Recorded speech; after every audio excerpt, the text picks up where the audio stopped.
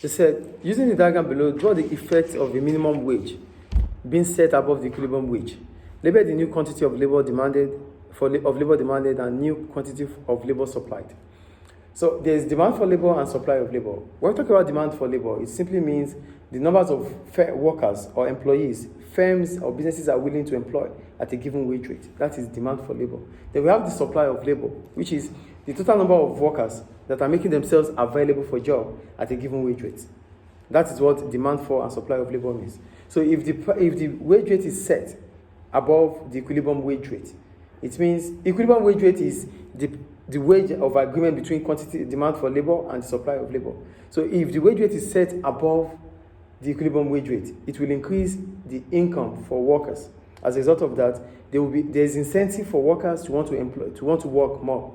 So the supply of labor would increase because the minimum wage rate has been set above the equilibrium wage rate. So that gives workers the incentive to want to work. So the supply of labor would increase, shifting the supply curve to the right from QE to QS. At the same time, the demand for labor would reduce because increasing demand for labor would mean employers will have to pay more. That will increase the cost of production, cost of wages for employers. So they wouldn't want to. As a result of that, the demand for workers would reduce, shifting it to the left. So from QE to QD represents a leftward in the quantity demanded for labor, and from QE to QS represents a rightward in the quantity supplied of labor.